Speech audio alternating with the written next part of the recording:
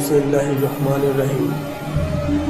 শুরু করছি আপনাদের প্রিয় ভূত ব্ল্যাক ম্যাজিক হিস্টোরি। স্বাগতম আমাদের ভূত ব্ল্যাক ম্যাজিক ইউটিউব চ্যানেলে। তো আর দেরি না করে এখনই শুরু করছি। আজকে যে গল্পটি করব সেই গল্পটিতে থাকবে তো অত্যন্ত ভয়ানক, এবং আজকের যে গল্পটি শুরু করব সেই গল্পটি থাকবে অত্যন্ত ভয়ানক এবং হাড়হিম করা সাসপেন্স একটি ভৌতিক ব্ল্যাক ম্যাজিক হিস্টোরি। যে হিস্টোরিতে থাকবে একটি গ্রামে কিভাবে মানুষকে ব্ল্যাক ম্যাজিক করে, এবং একজন মানুষের গর্ভ থেকে কিভাবে শয়তান জন্ম নেয়। শুরু করছি থাইল্যান্ডের 2022 সায়াবুন গ্রাম পাং নামের গ্রামে। কাহিনীটি সকালবেলা এক নারীর ডেলিভারি। সে নারী প্রচণ্ড ব্যথায় কাতরাচ্ছে, আর ডেলিভারির সময় হঠাৎ আকাশে প্রচুর পরিমাণ কাক উঠতে দেখা গেল। আর এই কাক উড়া মানেই সমস্ত মানুষ ভয়ে আটকে উঠল। এই কাক উড়া মানেই নিশ্চয় অশুভ কিছু সংকেত দিচ্ছে। যাই হোক, সে নারী প্রচণ্ড ব্যথায় কাতরাচ্ছে, আর দায় মহিলাটি চেষ্টা করছে ভালোভাবে বাচ্চাটিকে বের করে দিতে। দায় মহিলাটি অনেক কষ্ট করে বাচ্চাটি বের করে। সে নারী গর্ভ থেকে দুটি বাচ্চা জন্ম নেয়। অদ্ভুতভাবে প্রথম বাচ্চাটি বের হতেই বাচ্চাটির নারী অটোমেটিকভাবে আবার সেই মায়ের পেটে চলে যাচ্ছে, আর বাকি নারী বুড়ি প্রথম জন্মের বাচ্চাটি চিবিয়ে চিবিয়ে খাচ্ছে, আর এই দ্বিতীয় বাচ্চাটি অচেতনভাবে শুয়ে আছে। এই অবস্থায় দায় মহিলাটি দেখে ভয়ে পালিয়ে যায়, আর পালিয়ে যেতে প্রচুর কাক গ্রামে ঘিরে ধরছে। এই অভিশপ্ত শিশুটি কথা পুরো গ্রামে ছড়িয়ে গেল। মেয়েটিকে গ্রামের সমস্ত মানুষ অভিশপ্ত বলে ঘৃণা করত, আর তার মাও তাকে অবহেলা করত। গ্রামের কোনো বাচ্চারা তার সাথে মিশত না। এভাবেই অবহেলা আর অনাদরে পেটের খিদায় রাস্তায় রাস্তায় ঘুরত সেই শিশু মেয়েটি একদিন রাস্তার পাশে ময়লার ধারে বসেছিল। রাস্তার পাশে এদিক ওদিক তাকাচ্ছিল। হঠাৎ রাস্তার পাশ দিয়ে একজন পুরোহিত যেতে বাচ্চাটিকে দেখে মায়া লেগে গেল। বাচ্চাটির প্রতি পুরোহিত মেয়েটিকে কিছু খাবার দিল। পুরোহিত মেয়েটিকে তার নাম জিজ্ঞেস করলো। মেয়েটি বলল তার কোনো নাম নেই। তারপর পুরোহিত বুঝতে পেরে পুরোহিত তার একটি নাম দিল। পুরোহিত তার নাম দিল বানর। তার হাতে একটি সুতো দিয়ে মেয়েটির হাতে বেঁধে দিতে যাবে, এটি তাদের ধর্মের অনুযায়ী। যাই হোক, সেরকম করে মেয়েটির হাতে সুতো দিয়ে যখন ঘষা দেয়, তখনই পুরোহিতের ব্যথা উঠে প্রচণ্ড রক্ত বমি করে মারা যায় গ্রামে ভিতর। আর তারা বলে এই শয়তানের বাচ্চাটি আমাদের পুরোহিতকে মেরেছে। পুরোহিতের মৃত্যুর জন্য গ্রামের মানুষ এই বাচ্চাটিকে দায়ী করছে। গ্রামের সমস্ত মানুষ বাচ্চাটিকে ভয় পেত। দেখতে দেখতে মেয়েটিও বড় হয়ে যায়। তখন তার বয়স 15 বছর। বানর তখন স্কুলে পড়ে, কিন্তু স্কুলের কেউ তার সাথে মিশত না। স্কুলের কেউই তার সাথে মিশত না। স্কুলের মাঠে তারা খেলছে, ছেলে মেয়েরা খেলছে। বানর দাঁড়িয়ে দেখছে। এই সময় একটি মেয়ে নামের একটি ছেলের গালে মাকড়সা দেখা গেল, আর পাশে থেকে আরেকটি মেয়ে থাপ্পড় মেরে তখন গাল থেকে সেই মাকড়সাটাকে ফেলে দিল। মেয়েটির ফেলে দেওয়ার সাথে সাথে সেই মেয়েটির সারা শরীরে মাকড়সা ছড়িয়ে পড়ল। মাকড়সা ছড়িয়ে পড়ে মেয়েটির শরীর থেকে রক্ত গড়িয়ে পড়ে। অনেক মাকড়সা মেয়েটিকে আক্রমণ করে, আর মেয়েটির সারা শরীরে ফেটে রক্ত বের হয়, মারা যায়। এবং মেয়েটির কাছে এসে মেয়েটিকে কোলে করে হাসপাতালে নিয়ে যায়। একদিন গ্রামে যায়। এই জন্য গ্রামের সবাই বানরকে দোষ দিল। কিছুদিন কাটতে বানরের একটি বান্ধবী হয়। সেই বান্ধবীর সাথে পরিচয় হয় মেয়েটি। সাথে পানরের বন্ধুত্ব হয়। তারা গল্প করতে করতে হঠাৎ দেখে রাস্তায় মারামারি। কয়েকটি ছেলে মারামারি করছে, একটি ছেলেকে মারছে। ছেলেটির নাম পিয়াংকে হঠাৎ একটি ছেলে ছুরি মেরে তার পেটে। পানর এটা দেখে পুলিশ বলে চিৎকার করলে ছেলেগুলো পালিয়ে যায়। পানর পিয়াংয়ের কাছে এসে তাকে ধরতে যায়। পিয়াং পানরকে ঝাড়ি দিয়ে সরিয়ে দেয়। পানরও তার বান্ধবী মনে কষ্ট পায়। পিয়াং মনে করে এই ঝাড়ি মারার পিছনে একটি কারণ আছে, কারণ পিয়াং মনে করত পিয়াংয়ের মাকে পানর মেরেছে।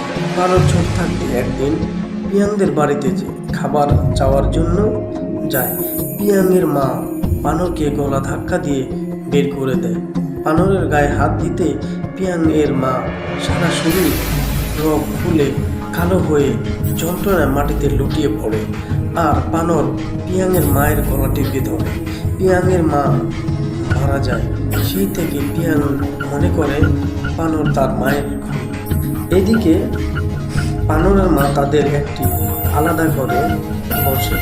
তার হাতে কাপড়ের মোড়ানোর একটি শিশুর মরা কঙ্কালটি দেখে পানর না কান্না করছে। এই বাচ্চাটি মারা যায়। এই বাচ্চাটি মারা যায়। পানরের মায়ের হাতে একটা ছুরি নিয়ে নিজেকে আত্মহত্যা করতে যায়। তখন হঠাৎ পানর দৌড়ে এসে তার মাকে বাঁচায়। পানর বলে, মাগো তুমি আমাকে ছেড়ে চলে যেও না।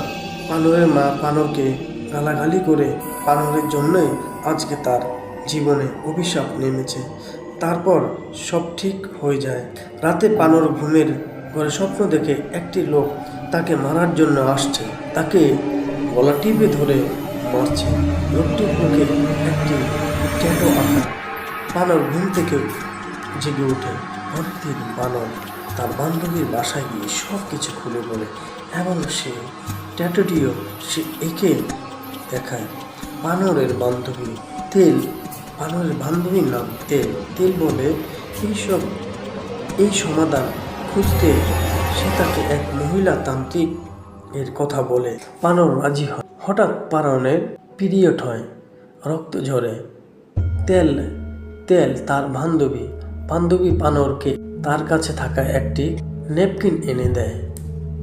পানরকে রেখে সে ডাক্তারের দোকানে গিয়ে পানরের জন্য ঔষধের ন্যাপকিন আনার সময় একটি লোকের সাথে ধাক্কা খায়, আর তখনই তেল ওই লোকটির বুকে পানরের বলা সেই ট্যাটুটি দেখতে পায়। তেল ভয় সেখান থেকে চলে আসে। তেল রাস্তা দিয়ে হাঁটতে থাকে, আর তখনই লোকটি হাতে কিছু একটা নিয়ে মন্ত্র পড়ছে। তেল তাদের বাড়ির কাছাকাছি আসতেই তার শরীর দুর্বল হয়ে পড়ল। তার কানে ফিসফিসানি আওয়াজ শুনতে পারল। সেই আওয়াজটা তীব্র হতে লাগলো। তেল কাঁপতে কাঁপতে মাটিতে লুটিয়ে পড়ল আর চিৎকার করলো ব্যথায়। চিৎকার শুনে বানর দৌড়ে এসে দেখল তেলের গলা ও সারা শরীরে ফেটে রক্ত বের হচ্ছে। তারপর তেলের টিপে ধরল। বানর গলা টিপে ধরতে দুজনের গায়ের রগগুলো কালো হয়ে গেল। হঠাৎ তেলের শরীরে ফেটে টিকটিকি বের হতে লাগলো। টিকটিকি ফেটে বের হয়ে তেলকে সমস্ত টিকটিকি কামড়াতে লাগলো। তেল ভয়ঙ্করভাবে মৃত্যুবরণ করল। এদিকে পুলিশ এসে বানরকে ধরে নিয়ে যায়। তাহলে প্রিয় বন্ধুরা, আজকে এই পর্যন্তই। সামনে কি হলো, বানরকে এই কালো শক্তি অশুভ শক্তির সাথে যুদ্ধ করে টিকতে পেরেছে না পারেনি, আমরা সামনের পর্বে জানতে পারব। তাহলে আজকে এই পর্যন্ত। এই গল্পটি নেওয়া হয়েছে একটি থাইল্যান্ডের সিনেমা থেকে। আপনারা সকলে দেখবেন আর ভালো লাগবেন। আগামী পর্বের জন্য অপেক্ষা করুন।